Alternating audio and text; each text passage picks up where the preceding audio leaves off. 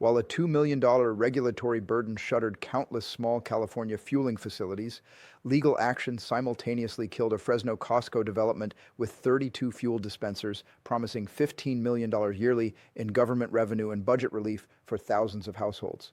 Officials emphasize environmental protocols and congestion concerns, though the timing exposes a manufactured scarcity pattern. When did blocking independent stations and warehouse-scale operations become policy? And where does this lead when nothing remains except bare asphalt and $12 gallons on a deserted northwest Fresno property? Urban development officials designed something extraordinary for the area. A massive Costco building measuring 219,000 square feet was planned, roughly double what typical large retail outlets offered. The proposal included a fueling facility featuring 32 dispensers capable of serving countless vehicles daily. Standard facilities across the state typically run between 8 and 12 dispensers. The vision aimed to transform Fresno into a center for budget-friendly petroleum, complete with vehicle cleaning services, and a 47,000 square foot distribution center for rapid package delivery to meet the city's expanding e-commerce demands. Costco's strategy was straightforward and bold. Petroleum would be offered below cost, anywhere from 50 cents to a full dollar beneath neighborhood pricing, not for profit margins at the dispenser, but to attract shoppers inside. For countless homes, this represented genuine financial breathing room. Reduced pricing arrived during a period when petroleum expenses were rising throughout the state. Every tank refill could return an additional $10 or $20 to a household's budget, funds that would typically be allocated toward warehouse purchases like food, children's supplies, and basic home needs. Municipal financial experts calculated the figures and recognized an uncommon chance. The property's evaluation would jump from slightly above $1 million to approaching $100 million. This translated to a dramatic increase in land tax income, resources that could flow toward education, infrastructure maintenance, and public safety operations. Community administrators highlighted the cascading impacts, featuring a building period expected to inject $150 million into the regional economy, numerous labor union positions, and a lasting staff to operate the warehouse, fueling center, and shipping facility. Municipal records calculated the complete yearly economic advantage at beyond $55 million, a substantial gain for government accounts. For Fresno's working households, the benefit was more immediate. With petroleum consistently priced significantly beneath rivals, a family could conserve $500 to $1,000 annually. No trivial amount in a municipality where finances matter greatly. From the perspective of municipal authorities, the venture presented an unusual convergence: economic expansion, employment opportunities, and tangible relief for laboring households, all supported by a corporation with a 40-year presence in the area. The magnitude was enormous, and the advantages appeared to reach every section of the population. H. Hernand Riverside Coalition for Responsible Planning and Development initiated legal proceedings in May 2024, mere weeks following Fresno City Council's approval of the Costco venture. Their challenge contested the municipality's ecological assessment, claiming that the 47,000 square foot rapid delivery distribution center, referenced as the MDO, wasn't an authorized application beneath the property's commercial designation. Coalition attorney Dan Brannick emphasized the matter. The municipality had labeled the MDO as supplementary to retail operations, yet neglected to offer any proof it was secondary or connected with the primary warehouse. Rather, the judicial documentation revealed an independent industrial operation, creating statutory concerns. The ecological examination encountered sharper opposition. The municipality's ecological consequence document depended on a 2021 environmental strategy that had previously been rejected by a distinct judicial decision the prior summer. When the municipality announced the venture's carbon emissions below noteworthy, Judge Jonathan Skiles discovered no evidence supporting that assertion. The ecological consequence document, he noted in his 13-page ruling, had incorrectly depended on a rejected strategy and neglected to justify its environmental conclusions. The tribunal also recognized outstanding congestion and water management issues, though the critical strikes were designation and carbon emissions. Following 2 years of legal proceedings, the judgment came on July 17, 2025. Judge Jonathan Skiles released a writ of mandate, a directive carrying legal authority, canceling all venture permissions and stopping any additional movement until the municipality finished a corrected, legally acceptable ecological assessment. Essentially, the complete Costco venture was paralyzed. The municipality could challenge or begin anew, yet time was limited. Costco's agreement on its West Shaw Avenue property concluded in September 2025.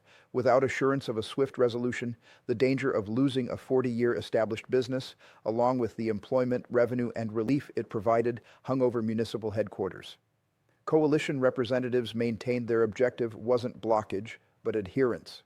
"We simply want the municipality to respect regulations," Dan Brannick informed journalists, referencing the requirement for appropriate zoning determinations and a legitimate environmental evaluation. Costco's attorneys refused statements while municipal administrators rushed to preserve alternatives. Still, the writ wording offered minimal flexibility until the ecological assessment could endure judicial examination, the prospect of a massive Costco, and the assistance it brought to Fresno households was diminished to a collection of legal papers and an unused property. Throughout California, a separate emergency was developing. Away from the coverage about massive warehouses and judicial conflicts in communities from the Central Valley to the shoreline, numerous small family-operated fueling facilities confronted a cutoff that hardly any could manage to satisfy. Senate Bill 445 mandated every facility with single-walled buried containers to swap them with double-walled arrangements by January 1st, 2026. The expense approached $2 million per location. For most private proprietors, that figure was unattainable. Income levels at these facilities frequently remained around $50,000 annually, scarcely sufficient to maintain operations, much less assume enormous financing. Proprietors approached the state RUST initiative, seeking assistance or reduced rate financing to help address the upgrade. However, the submission procedure extended for years. A Korean-American household who had operated a shell facility for 3 decades waited close to 24 months for an answer, only to discover that authorizations had frozen and builders were completely reserved through the cutoff. A Mexican pair with an ARCO facility submitted documents, covered soil examination costs, and observed as authorization evaluations extended into a subsequent year. An Indian household whose operation had transferred from grandfather to father to son encountered the identical barrier of administrative processes, postponements, rejections, and no obvious route ahead. By the beginning of 2026, the result was evident. Numerous facilities were marked and compelled to close, not due to leakage or infractions, but because the expense of meeting requirements and the state's own delayed assistance had rendered continuation unfeasible. Generations of labor, household resources, and neighborhood confidence disappeared nearly instantly, creating unused properties where community centers previously existed. Emergency vehicles in countryside Fresno currently journey up to 20 miles simply to refuel before addressing crises. With numerous private facilities closed, the final location in certain communities remains inactive, converting what was previously a 5-minute diversion into a 30-minute rush. Educational systems reduce transportation paths, and medical transport organizations plan their schedules around what remains of the petroleum map. The protection system weakens, not from catastrophe, but from a compliance cutoff and the gradual withdrawal of fundamental infrastructure. On December 31st, 2025, the Phillips 66 processing plant in Los Angeles closed its operations permanently, eliminating 139,000 barrels daily, roughly 8% of California's petroleum production. The shutdown concluded beyond 100 years of function, yet abandoned polluted land, PFAS substances, and a restoration strategy with unclear financing or schedule. Simultaneously, Valero arranged to dispose of $1.1 billion in state holdings, and Chevron relocated its central office to Texas. Each departure strengthened the stranglehold on production, focusing market influence in fewer organizations and elevating the danger of pricing control.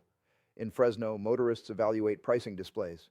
$5.29 per gallon at the closest operating facility, $4.39 per gallon if they travel to Clovis. For certain individuals, that requires a 30-mile complete journey, consuming up to 3 gallons simply to conserve 90 cents per gallon. The contradiction is difficult to overlook. Ecological legal actions and container requirements designed to decrease discharges currently compel thousands to journey farther, consuming additional petroleum and increasing neighborhood contamination. Experts cautioned that every shutdown Every processor withdrawal escalates the emergency. With production decreasing and no fresh volume permitted, pricing forecasts that previously appeared unrealistic, $8, $10, possibly $12 per gallon, no longer appear beyond possibility. For households, for emergency personnel, and laborers similarly, the arrangement itself is advancing toward the boundary. California currently confronts a situation where necessary petroleum infrastructure vanishes quicker than answers can develop. As decision makers intensify efforts, households and emergency personnel bear the burden at the dispenser. The expense isn't simply elevated petroleum, it represents a tomorrow where essential